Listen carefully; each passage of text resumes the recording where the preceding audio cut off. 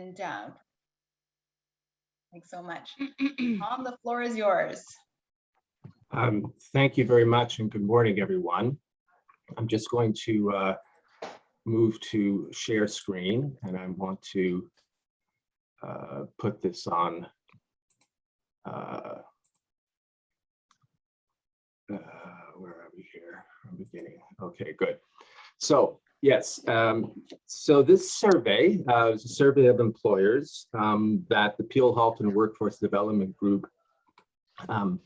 Each year we've been doing a survey. I think this was the 11th year we did it, and we have another survey coming up this fall. So it's important to put this in context. The survey ran from the end of August to early October in 2021. So things, you know, if you think back at that time, we still hadn't been hit by Omicron. So things were still uncertain about how COVID was going to play out. And, you know, in truth, we're still not sure what the end game is with COVID.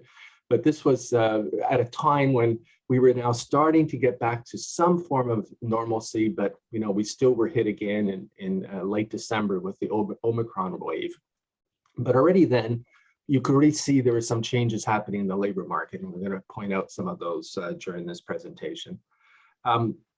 We typically get around 700 employers going to the survey. When they start the survey, some of them drop off over time, but on average, we get almost 500 responses, 490 answers per each question. It's a 15-minute survey, so it's not surprising that some of them fall off.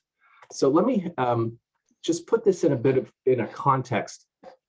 The recessions typically are a slowdown in the economy.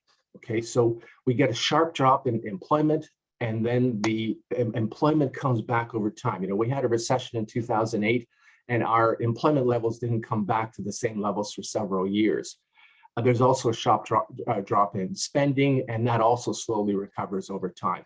But with the COVID pandemic, it was different. We also, remember, we had the early March lockdown, and that employment levels dropped like they hadn't dropped in decades.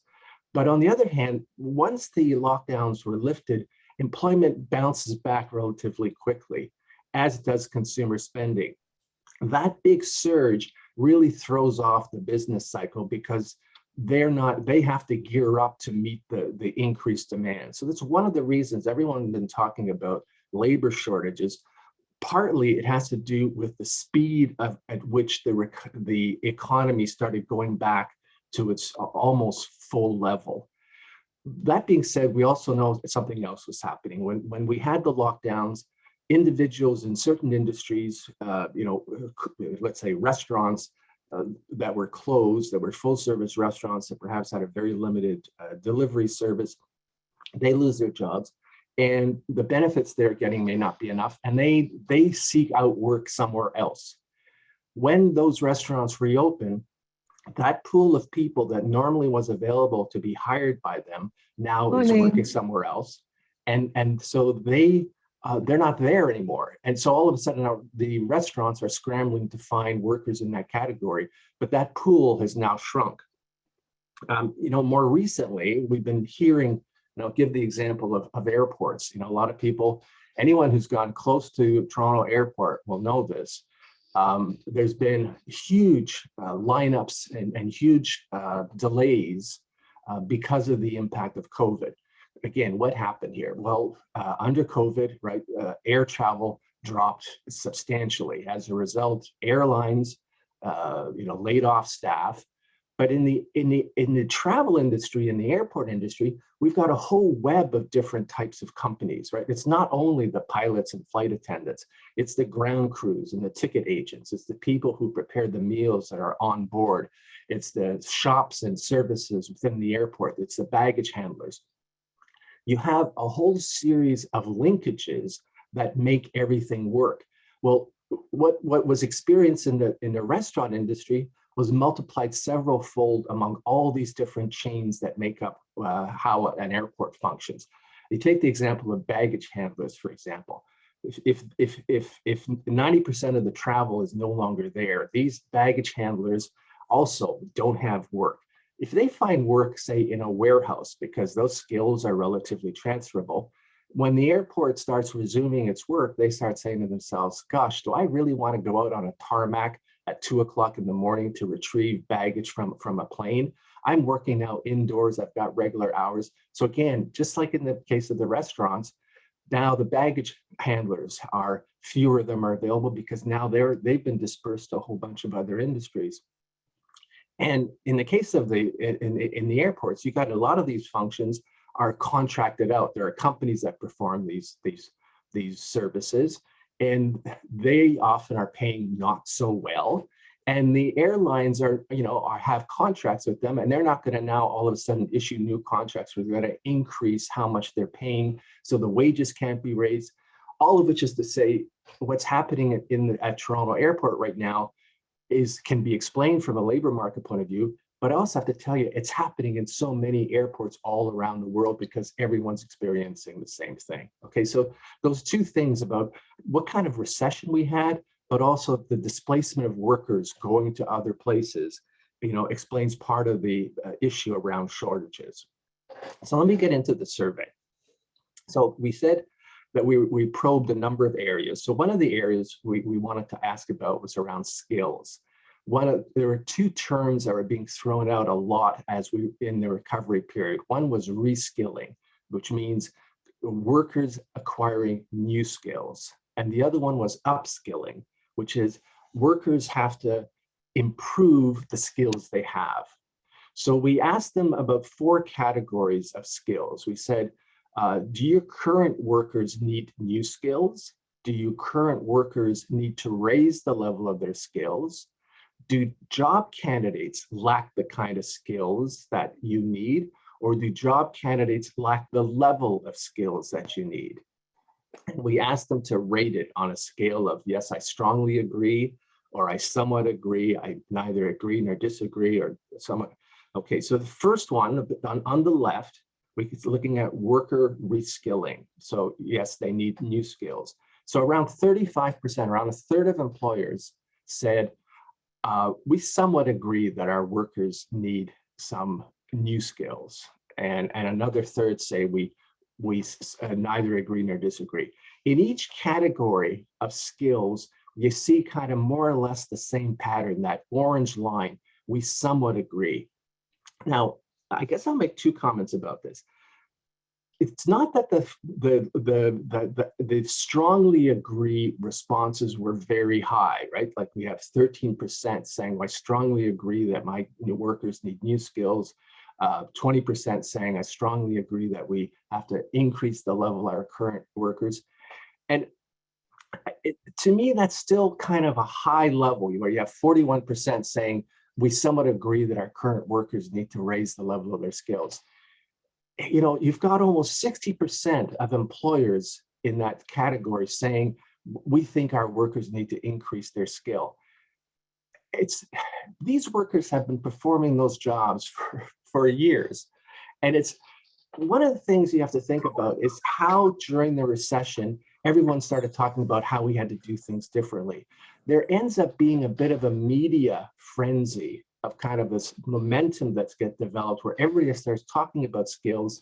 And so when employers get asked about skills, I think sometimes they're also saying, well, I've been reading about the fact that we have to have now higher levels of skills. And part of their responses may also just reflect what they're hearing in the media, because it's kind of hard to believe that all of us who are employed actually, that the feeling is that we all have to raise our skills. We've been doing these jobs for years. There's not as if there's been such a great dislocation. The point I want to make is I think there's a need to probe further into what employers are asking about. And one of the purposes of the survey that's going to be coming out in the fall is to probe a bit further. But just to keep going with the survey that we did have last fall, we then said, okay, which areas of skills do you feel among job candidates that you have a major concern? Now, around a third of employers were saying, we're really concerned about employability skills. So it's basically, are they going to show up for work? Will they show up for the job interview? Will they be here on time? Can they take direction? Can they stay focused on task? That's a very high level, right? That is that. But what we're talking about in most cases are soft skills. Again, the survey gets a wide range of employers, but many of them are talking about entry-level workers, job candidates, some of whom are returning to the labor market after some period of time of being out of the labor market. Almost another third, 31% said we're focusing, we have a concern about their technical vocational skills. So those are the specific hard skills that are related to that occupation.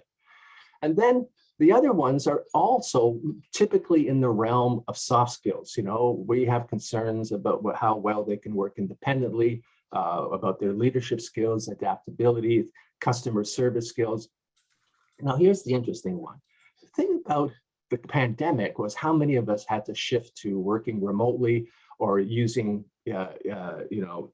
technology in order to perform tasks that typically had been done face-to-face. Among all these employers, only 6% said that they found that basic digital skills was a concern for them, which is kind of a bit of a surprise. Why is that? Because actually, for the basic digital skills, many of us have them. If you have a phone, you already got basic digital skills. So the next question, just to probe a bit further about these concerns, I will say that it did vary by what industry. So the technical vocational skills, so that really job-specific skills, were among those areas where that expertise was of critical importance to them. Obviously, in construction, we want to make sure that people have skilled trades, abilities.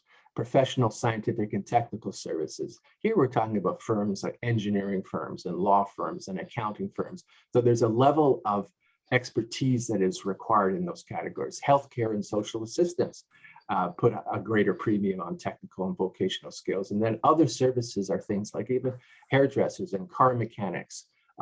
Again, often mandatory certification is required for those jobs. Customer service skills were really important to accommodation and food services and retail services, so stores. 56% of those employers said customer service skills was really important to them. Employability skills were especially important in those sectors where they were looking for basic laborers, whether it's in manufacturing or transportation, warehousing. Wholesale trade also includes a lot of warehousing function. So that's a place where individuals who may have a high school diploma or less, and who may have been out of the labor force for a while, oops, sorry, I touched the button here, end up having to go to people who maybe have kind of been out of the workforce for a while. Working independently was actually very important in educational services. This is a time when actually, schools were doing a lot of remote work, and so they required people who could function without being under supervision. On those digital skills, we did probe further. We would ask them, okay, when you ask about a specific digital skill, is that an absolute requirement for a job candidate, or is it nice to have? So basic office software, so the basic familiarity with Word and Outlook and Excel and so on, that was very important for many employers. Almost 60%, 59% said an absolute requirement, and another 22% said nice to have. And then the other two ones that were important were mobile apps and devices, right? You're a lot of employees. If you're working in a warehouse, you're working in delivery, you're working off a platform of some sort, off some kind of mobile device. But of course, also during the pandemic, virtual meeting skills, like what we're doing today, right? All of us had to kind of move into that sector. So again, high requirements about that. In manufacturing and in warehousing, automated workplace skills were important. But even things like website and social media skills, while only 14% said that's an absolute requirement, look, around a third of employers said it would be nice to have. So again, when you're working with clients, to highlight some of those other skills that are there may distinguish you from individuals where that may not be a requirement, but it does make you a better candidate than someone who may not have those skills. And even coding skills and working with big data, again, only a small proportion of employers said that's a must-have. But interesting, around 1 out of 5, 21% said that that was a nice-to-have skill. All right. Then we asked about remote working, and I'm going to explain this top chart here. So blue meant we asked employers, what was your practice for non-essential workers before the pandemic? So non-essential means they don't have to be in the workplace. It's not a requirement for them to perform their job.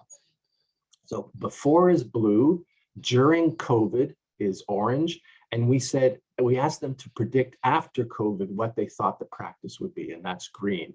So let me just take you to that 0%. So what that means is that the blue line says that 60% of employers said that their workers never worked remotely, okay, during that time.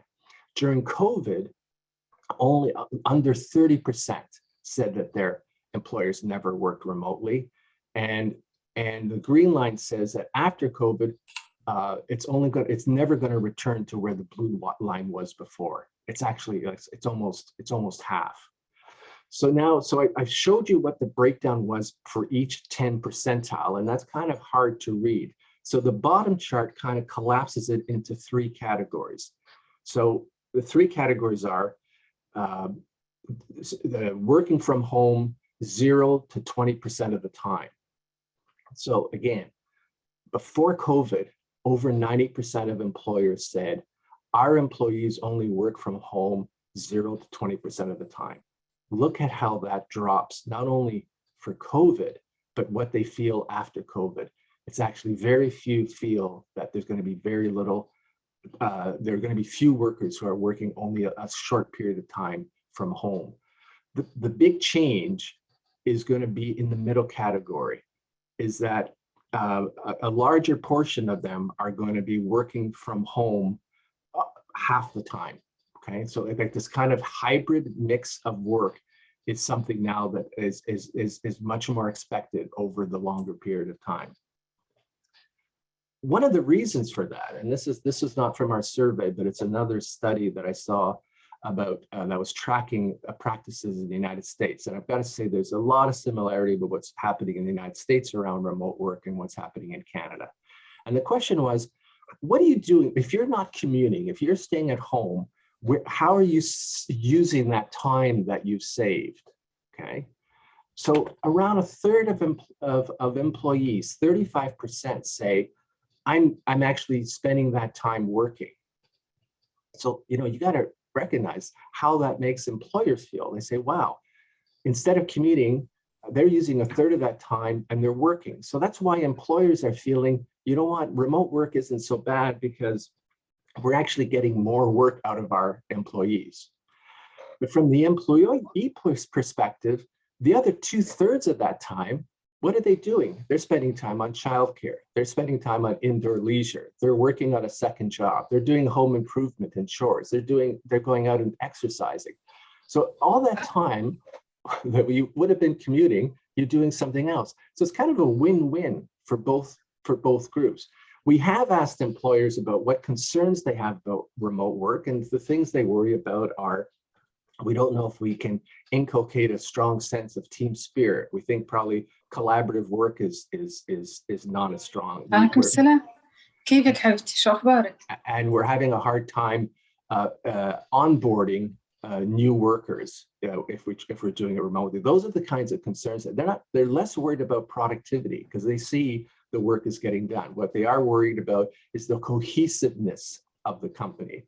But again, this chart is about why remote work has stayed with us, because everyone finds a benefit from them, and especially if you live in the Greater Toronto area, and we know how bad commuting is in Toronto.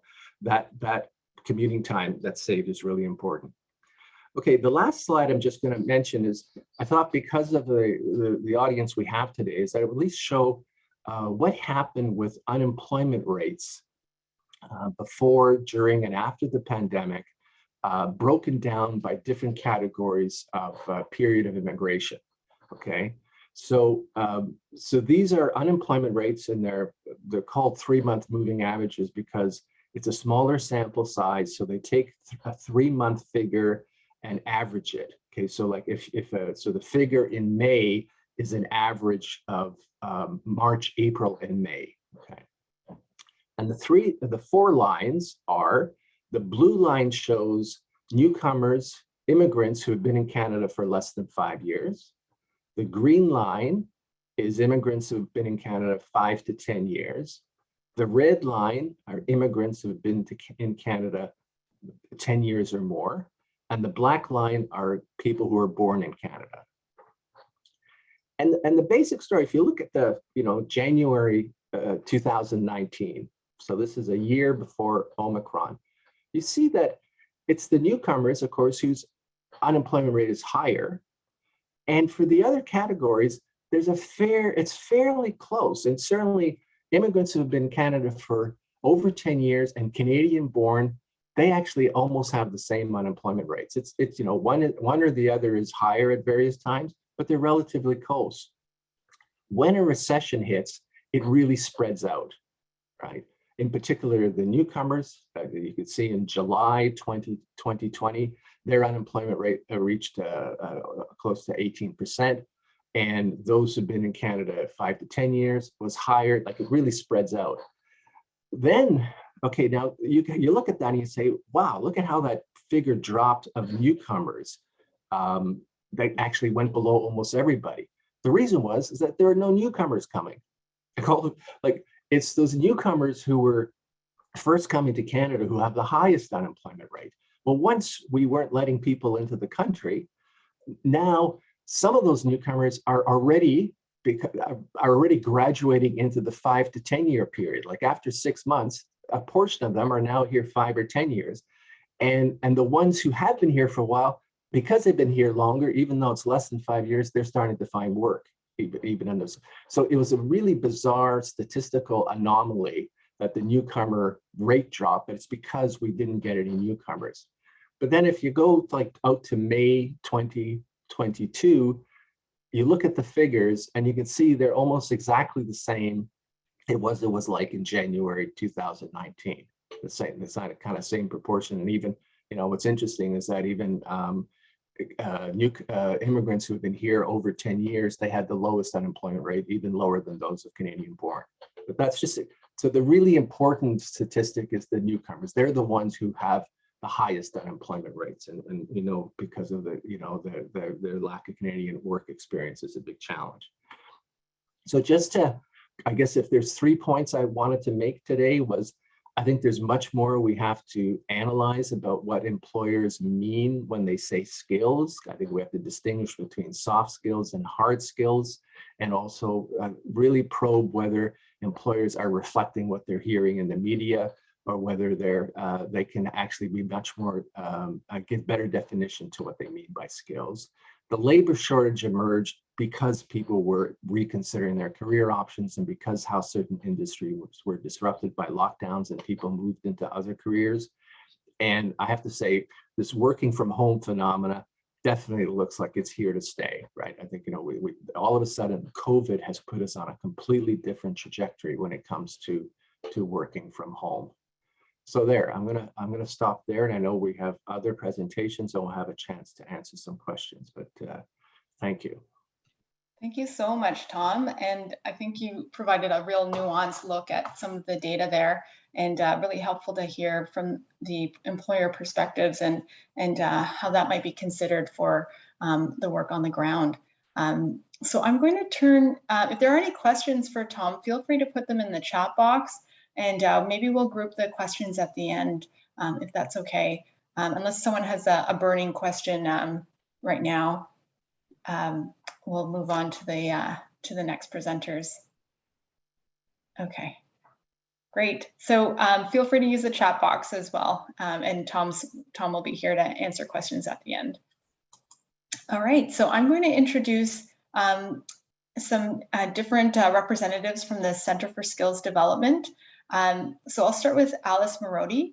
Maroti, she's an experienced settlement information specialist and with over 6 years experience in the settlement sector.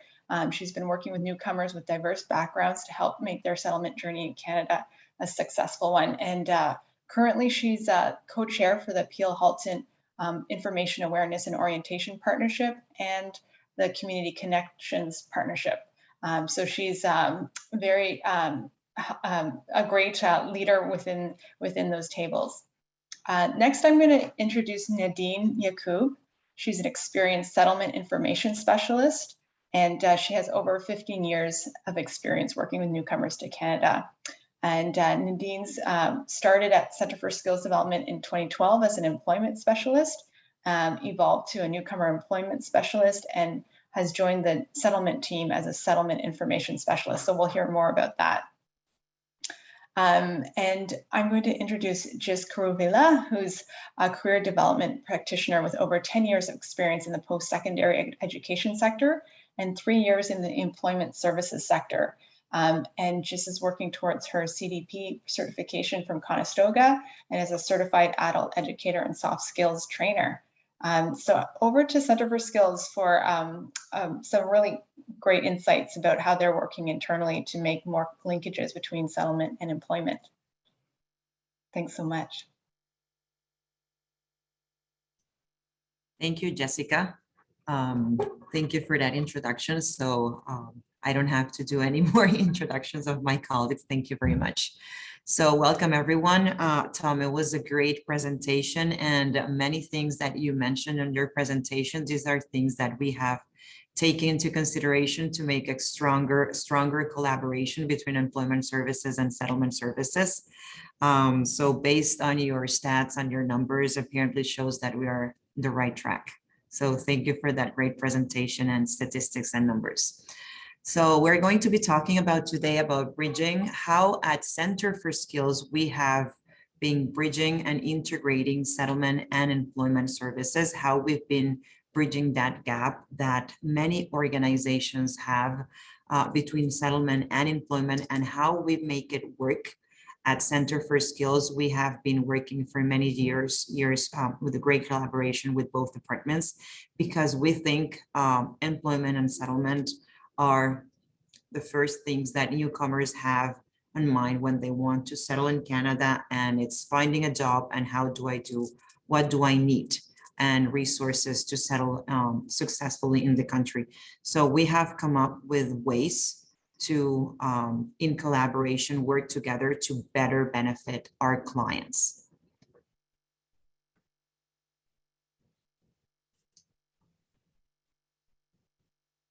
Nadine, I can see you. You're on mute. I'm not sure. Yes. Sorry. I'm sorry. Good morning, everyone. Clearly my coffee hasn't kicked in.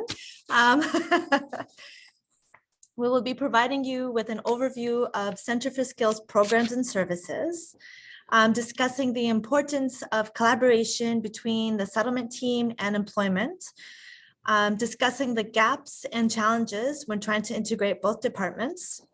We'll be talking about the benefits of integration between departments, which is very important.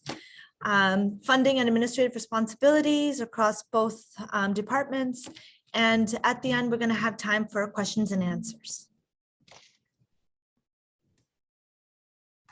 Okay. Thanks, Nadine. So before we dive into how we bridge that gap and that challenge, we would like to give you an overview of these two programs, what settlement and employment is at Centre for Skills. So our settlement and language department at Centre for Skills, it's called LTSS, Language Training and Settlement Services. And under this umbrella, we have settlement services and link classes. For settlement services, we also have community connections and newcomer support coach. And under our link classes, we have ELT and home renovation, which are basically the two main programs that work in collaboration and more closely with employment services. Thanks, Alice. And for the employment services, we offer quite a few services under that department. So the first are workshops and resources So we do provide workshops also on the labor market research. So thank you so much for that information today, Tom. And we have a one-on-one support with our employment specialists. Employment specialists work on the pre-employment skills like job searching, using social media to enhance their LinkedIn profiles and things like that. We also offer career exploration and training, including career assessments, so that clients have an idea of what their interests, their personalities, their values might be aligned with. We also provide the BJO workshops to help them see if they qualify for training. The fourth service is the employment supports. So as you know, in EES, we can offer supports for transportation, like getting a Presto pass, for work boots, for uniforms, for tools, emergency childcare, and for newcomers, especially credential assessments. And finally, we have the job development component, where we have job developers who make connections with local employers, and they also have access to financial incentives to help employers hire some of the newcomer clients. So that's a brief nutshell. And both departments, even though we have separate funders, we do work together to support the client. And it's important that we respect the funders' needs. In this case, are both different funders. Oops, sorry. Thank you, Jez. So before we dive into everything, what are some of the challenges that come to mind when you think of settlement and the employment sector collaborating together? If you could please put your responses in the chat box, or you're welcome to unmute and let us know your thoughts.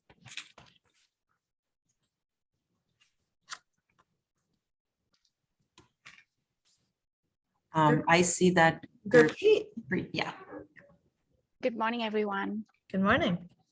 I'm a settlement worker with the CCS, and I saw so many immigrants, trained professional or with trade skills who are coming to Canada and want to settle down. The main priority first, they have a settlement and employment, that two sectors major for them, like what kind of the forums are available for them they need to fill out, and second priority to find the job to meet the expenses to, you know, for a house or groceries and all that stuff. So I found that you know, when I know I also did a ELT program when I migrate to Canada, but I got this information very far, like after 5 years when I landed in Canada, I didn't find anything. So now I become a passion. I have a passion that when newcomers are coming, so I have to guide each and everything in details. So, I always recommend when they are coming, but main thing, they want right away the job, right? So, but right away they cannot get because of the Canadian experience with them. They are lacking the Canadian experience with them. So I always recommend them or guide them that better to join wasting your time to do ELT program. And it's the best, you will get polish in that ELT program is the best. But main, I found the challenge is that in Brampton, we don't have any ELT program employers, like employment, or I would say the nonprofit organizations who do not have ELT program, only with Mississauga and Toronto. And even Halton, only one HMC, that's it. So they have a long waiting period for those areas where they are going to get in Mississauga, especially the Brampton residents, Brampton resident newcomers, right? So if we have a more open facilities for ELT, so people get like these things, which I notice, you know, ELT, because some are saying that we cannot go again. Like I always tell them, like you do not study in first or second year in Canada. That is your transition period. First, get to know the Canadian system, what is the benefit for you, which education, if you want to pursue, what things you need to do. So after that, you can make a decision, an informed decision for that. So they agree, and I have a 95% success rate to whom I told them to join ELT program, especially the structure, civil engineering, or project assistant or supply chain, that type of the programs, you know, even accounting positions, accountant assistant positions, they got through ELT program, and they are very successful. I think if they are successful, I am successful. So we need that to be more elaborate. I would say the ELT program. I know they do the mentorship program, but I did not see much in mentorship, you know, like as they are getting more exposure by ELT program, especially when they are getting the placement. Without placement, they cannot open the windows. So that is the main priority for them, which I saw. Thank you. Those are wonderful examples. Anyone else have any examples? So I would like to mention to Gurpreet that at Center for Skills, we have ELT programs. Yes. And ELT, they work closely with newcomer job developer who has 100% works all the time with the ELT students to guide them with the resume, cover letter, and job interviews as well. So if you have, Gurpreet, any clients who are interested in joining another ELT program in Halton region, at Center for Skills, we have it, and we are running a summer session, and we'll start recruiting participants for the September, for the fall session. And, So- and sorry, they run online as well. So if the distance is an issue, that could be an option. Yes. Yes, thank you so much. But the main problem, like when they do the second part as a placement, you know, they have to, when they are connecting with the employers or they are taking the lead for that to do volunteering job with the placement, that is in person, right? So yes, I always make them understand, yes, because sometimes what happen, they don't want to go Mississauga or a little bit Toronto, that side, right? Because I always encourage them, if you can cover that miles from like even India or any other country to Canada, that miles are nothing for you. So sometimes I'm giving my example also how the transition period I gone through. Like I was working, if as a girl, I'm maintaining the 2 jobs, I always telling them, take as the ELT seriously, and then take a part-time positions or survival positions on Friday, Saturday, Sunday to run your expenses. So some of them, they agree, some of them, or if I told them, if you are coming as a husband, wife together, and one you can start, another person can do the survival job to run the expenses. Like it's a joint efforts, client and workers joint efforts to guide them on how they make the situation, how they implement the things based on their own situation, because they know better, right? So we only aligning them then how you can frame or settlement plans, you make it, and how you can pursue your career or jobs here in Canada as well. Yeah, So thank you.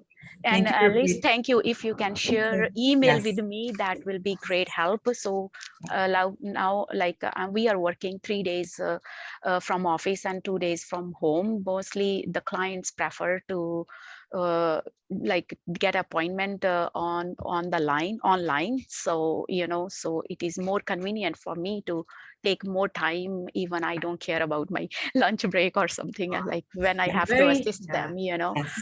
You're very dedicated, that's for sure. Yes, And I'm more than happy to help you. I was going to say that. Thank you. I will put my email in the chat box. So please send the information, any like flyer program, and I will share with the client. Thank you. I was going to Thank you say so much. that ELT is a perfect example of collaboration between Yes. employment services and us, because what we do is that ELT is an IRCC funded program. So we have a newcomer job. Oh my God, I forgot Ryan's position name. Ryan, it's a newcomer, my God, job developer. Please, Yes. Nadine, help me out here. So And one more challenge I'm facing, only myself, like I don't know about others, but I'm facing when I'm explore the program with ELT and also connecting them with the employment workers with us, we have employment program as well with CCS. When I'm connecting also side by side with them also. Maybe they have more other options. So for their career path, I want to know, like, if the settlement worker guide them ELT program, but it not connecting with the employment, I'm confused with that. When I'm guiding them, sometimes I don't know, I don't want to take any person's name, like the management position, they said that you cannot guide for ELT program because you are settlement worker. You have to go through with the client should be go through the employment. I said, I know it goes to the employment. I'm also referring, but I'm just giving the heads up that these are free funded government programs are available. So at least they can elect by themselves if they have no get chance or waiting list with the employment. So at least they can go through with this program as well, right? They can make up the mind. So so it count in with the settlement, or how it works with that? Yes, Gurpreet, I was putting out a point. So if you please allow me to finish it, I may be able to answer your question. So as I was saying, ELT, it's an IRCC funded program, and ELT participants work with Ryan Thompson. And again, it skipped my mind. I forgot his position, but he is the job developer employment specialist, Yes. who is funded by IRCC, that works closely with ELT participants while they are taking the program. After that, if participants have not found successfully a job or a job that they would like to continue, they are referred to employment services. So this is one way that IRCC funded programs and employment services program work in collaboration, because they register with both departments. They work while they are taking ELT with Ryan, and then if not, they file is open with employment services. They follow employment services requirements for their funder. So that's the best way for us to serve one client without disrespecting the requirements of both funders and without allowing the client to fall in the cracks. So this is just one example of how IRCC and or our settlement services, IRCC funded programs and employment services work together. Yes, Jasmine also mentioned one of the gaps identified is collaboration is the way to go. However, the challenge is time. When a newcomer client books an appointment for settlement services only after they can be referred to employment support, she's hoping that that can be done in the same day or back to back. That way the process will be faster. And I'm not sure if this is happening in some other agencies. So we'll be talking more about benefits and like we'll be talking more about tips and everything. But we, like, I know at the center, we try to do this. And we also try to match to, like, for example, Alice and I have worked years together. If I have a client that, you know, a client that speaks Spanish fluently, for example, you know, she's with me, we do everything together. So the client has settlement and employment at the same time. But we'll be giving more examples. Sorry, I'm just being mindful of the time, just so that we can have more questions and answers after. But hopefully after all of this information, things will be a lot more clear for everybody. Okay, so gaps and challenges.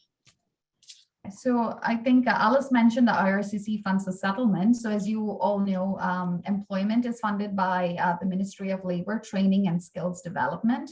And I think Alice demonstrated very clearly how we collaborate. So a client works with ELT, for instance. Once they finish the program and they need extended support, they come in. But as you know, the funder requirements and what they collect are always different. So we are very mindful of what our funders require and the data and the eligibility. And we ensure that we follow the protocol. However, from the client perspective, they don't need to know the background that goes into it. They just need to get seamless service. And Yes. that's what we try to provide. Thank you, Jess. Another challenge or gap that we found working together with employment services have been language barriers or work concepts. So for example, when settlement information specialists meet with a client, sometimes we realize beside the language barrier, and we do our best to do translation, to do interpretation, even to make ourselves available as settlement and to be part of that employment services and client intake or appointment, just to make sure that we bridge that language barrier gap, and also work concepts. And I always remember when Nadine and I, she was working as an employment specialist and I was a settlement. We had a client, I had a client who wanted to work part-time. So, and she kept turning down jobs that Nadine was offering to her. At the end, I realized that she had a different concept from her own culture of what in her culture a part-time job is from Canada. So from her culture, a part-time work was either morning or afternoon.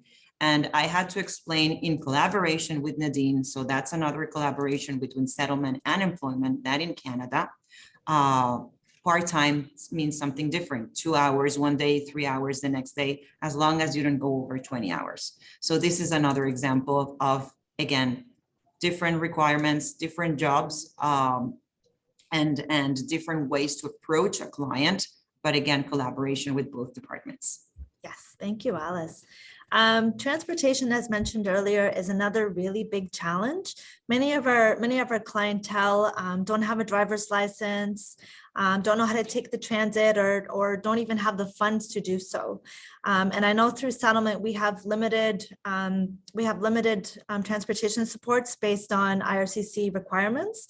So that's another great example. We partner up with, we collaborate with our lovely employment department, different funders. So clients are able to be accommodated with transportation supports if they need like a Presto card, for example, gas and so forth. So that's another example of how the two work together, and client is happy because they're achieving their goals regarding employment and education. Yeah, great example, Nadine. And the same thing with educational barriers and credential evaluations.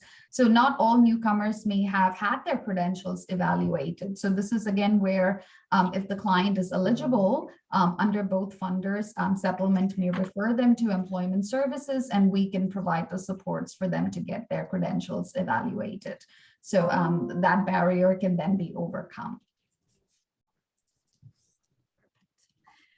Now, when it comes to work experience as well, as mentioned earlier, a great deal of our clientele have no Canadian work experience or even relevant experience to offer an employment or an employer. So again, we partner up with our employment department so that we can provide them with the tools to have their first job and get extra supports from both teams. And well, at the end, both departments are funded by different funders, and the measurement for the success of each program, it's totally different based on the requirement of the funders. So we have a couple of examples.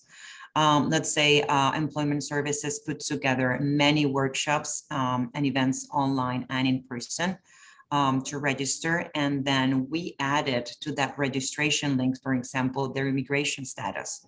So we would have enough employment services will have the numbers to report for their funder, and then in our side, IRCC will have the immigration status of these participants who worked in who participated in this collaborative workshop between both departments. So also we also do this with computer skills that are relevant for both departments beside employment services workshops. Community connections activities as well are run by IRCC, with IRCC funding, and also with employment services. So we always find a way and those small details to make sure that we respect both funders, but we provide as much support and assistance to our clients as possible. This is a lot of the backstage behind the screen work that we have to do. So we can just go with the requirements of both funders. That's perfect. Thank you, Alice. Okay, benefits of integrated services. So one of the benefits in our organization is a one-stop shop. Integrated services benefit both clients and the organization. Clients are assisted quickly when there is integration. Staff coordinate the resources working together to make the experience more seamless for clients. One amazing example is at our head office. We actually share the space with employment. So we have employment department and settlement department working in the same resource area. So our offices are right next to each other. So the beauty is that, you know, we can assist all clients regarding settlement issues, regarding employment, and we can just walk them over and introduce them. That way nobody's lost in the shuffle, so to speak. And that way the client's not overwhelmed and get the services that they need and deserve. Another thing is respecting greater pool of resources and support. So again, respecting the funder's requirements with integrated services, clients have access to a great deal of resources from both departments at the same time.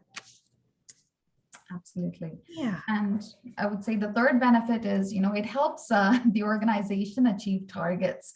So Yes. when you're working together, we're helping the entire organization as well as the different departments achieve their own specific targets through referrals into different programs.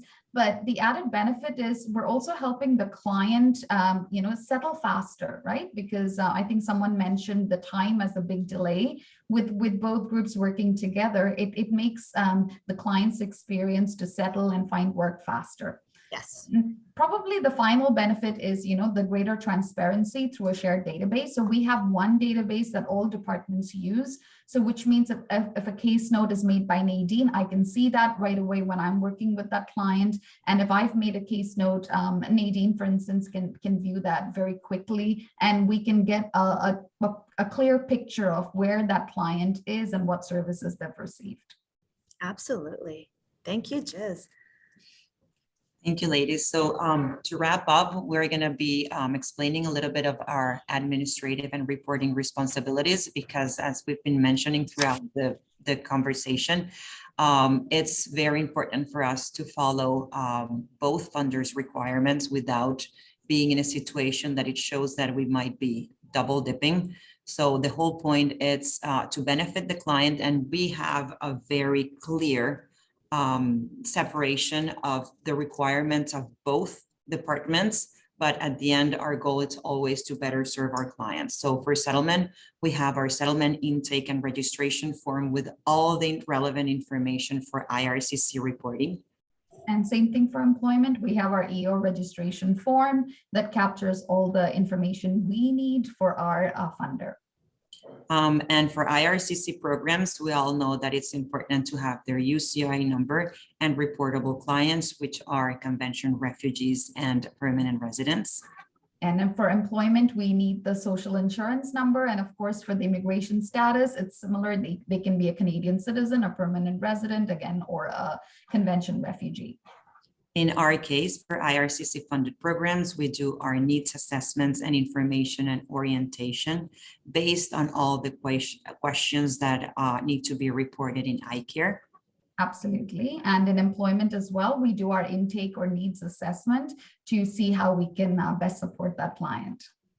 When we do a needs assessment, we mention to clients our IRCC funded support, which even though they are limited, we offer a transportation subsidy. And also as part of our IRCC funding and Center for Skills, we have mental health support. And for employment supports, I mentioned earlier what we use that supports for. So we determine the household family income to see if they qualify. And if they do, then they can avail our employment supports. And as part of our needs assessment with the settlement appointment, we do we talk about English level for jobs and education referrals. And if they don't have the enough English level, sufficient English level, we refer them to LINK classes or ELT programs, depending on the case. And this is something that we bring up to employment services as well when they meet with them for job search and assistance. Absolutely. And it works very well. So once their English level is ready for job search, because level requirements from an employment perspective is different from a settlement perspective. So it helps with the referrals. And once they are eligible and their language level is considered enough for them to find work, we work with them to offer a service plan to outline what their targets are. If clients, they may have the English level, but they are not sure where to start or the type of job or their skills or transferable skills, we also often suggest ELT program or the home renovation for newcomers program, which is more focused on skill traits. And again, this is a collaboration funded by IRCC program, but then we refer them to employment services. Okay. Sorry, we're just a little pressed for time. Yes. So are there any main points that we'd like to get in before questions and answers? This is our last slide. So Okay. we're done. Yes. We're done? Okay, perfect. Okay. Great. Sorry, go ahead, Jessica. Sure. I'm just noticing that we're at time. Okay. So if people can stay on for a couple minutes to ask a couple questions, maybe for the last few minutes, I know it'll go a little bit over time, but if people can stay and would like to ask a question, feel free, as the speakers are here, and if they're available. So I'll open it up if anyone has any questions for the chat box, or and I see there's one already. So Sibel has a question. Who's the one that can identify if they have enough language level to apply to a job? Nadine, if you could please close, if you can stop sharing your screen. Or oh, sorry, let me stop sharing. Yes. Okay, so who is the one that can identify if they well, if when the clients meet with settlement information specialists, if they need language training, the first step would be to have their English assessed. So we refer them to an English to the assessment center. And depending on the job, usually employment services will know the English level because that's part of the job description. Some jobs, they don't require any English level. So it might be more beneficial for certain newcomers, but depending on the job, when it's a lot of health and safety involved, then it's for employment services to determine and to even do the health and safety training with them to determine if that client would be a good fit for that job, not only because of the skills, but because of the language, because if it requires a lot of that health and safety piece. I don't know if you want to add something else, Jess. No, I think you captured it absolutely. So. Mm-hmm. Okay, maybe Tom, Alice, Jess, Nadine, Shalini, if you want to put your email in the chat box, if anyone has further questions they'd like to put directly to you, and maybe we can take this last question about ELT eligibility. Would that be available to all types of status? And I think there were comments earlier about that as well. I can answer that question. ELT, it's an IRCC funded program, so it's for permanent residents and convention refugees.